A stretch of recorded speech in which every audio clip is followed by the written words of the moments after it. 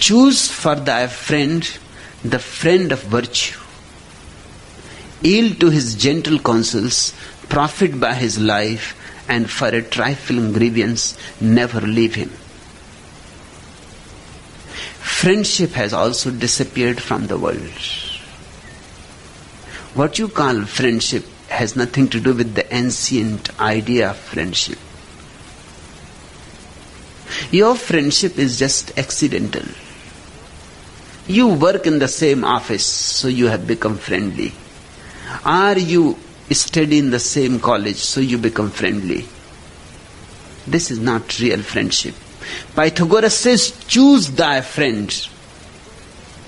You cannot choose your father. You cannot choose your mother. You cannot choose your family. But you can choose your friend.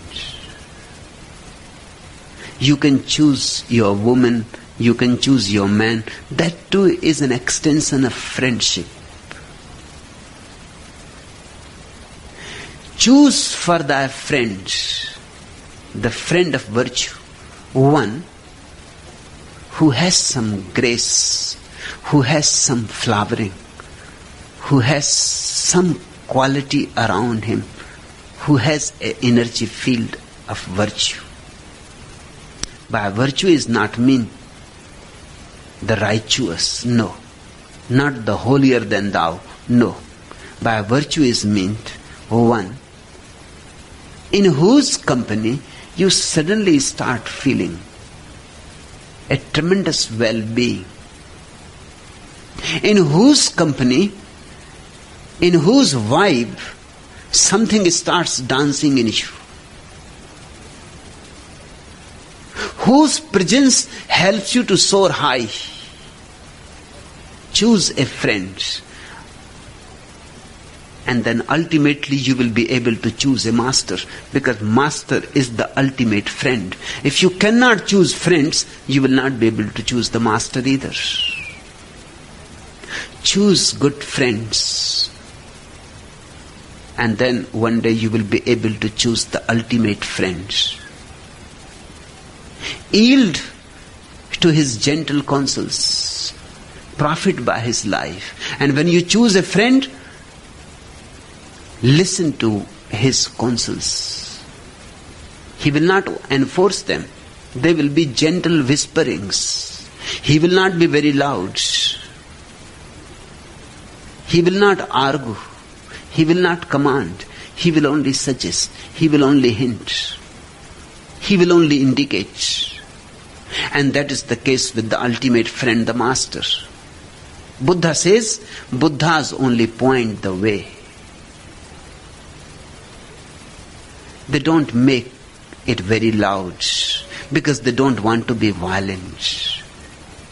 They don't want you to drag according to themselves. They have no desire to dominate you. They simply express whatsoever they have known and understood. Now it is up to you to follow or not to follow. And learn from his life. Be profited by his life. Not only his words, but see the way the friend lives. See his actual life and watch it. This is the only way to learn in life. People are scriptures. You have to learn how to read the language. People are great secrets. Each person is carrying a great, great secret. If you know how to listen to it, you will be tremendously benefited. And for a trifling grievance, never leave him. If thou canst, at least for a most rigid law, binds power to necessity. Pythagoras says there are two laws. One is of necessity, another is of power. The law of necessity applies to people who are unconscious. People who live mechanically, they live out of necessity. There is another law, higher than necessity, the law of power. The more conscious you become, the more you go out of necessity, you transcend necessity. You start living out of power, out of abundant power.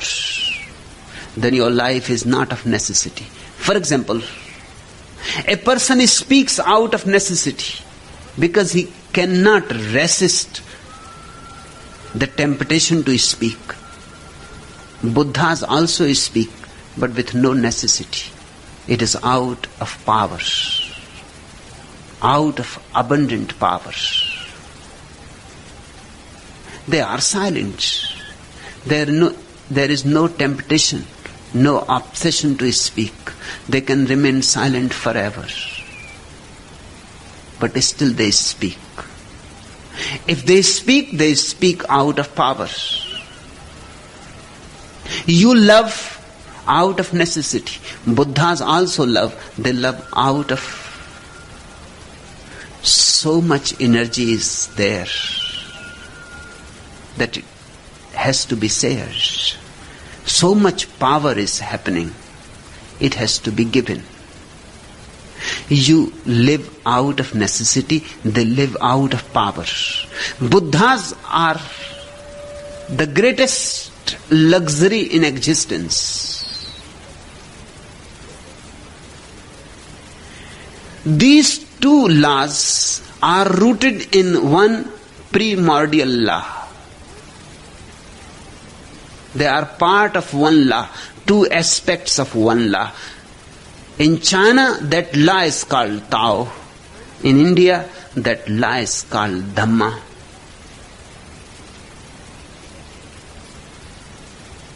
In Greece, that law is called Logos. Jews have called it Torah. It is the same law. The whole existence is based in one law.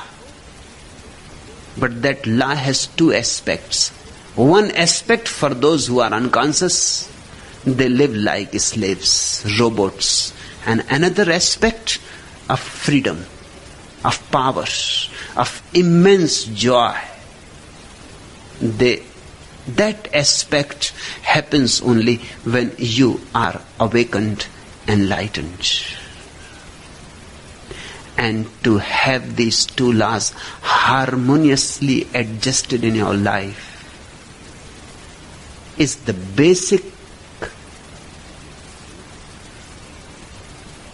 message of Pythagoras. When these two laws are in a harmony, you are in harmony. When these two laws are in harmony, then your body follows the law of necessity and your soul follows the law of power. Then your mind follows the law of necessity and your heart follows the law of power. Then you are a meeting of the sky and the earth, body and soul, the visible and the invisible. And that's what Buddhahood is. That's what enlightenment is.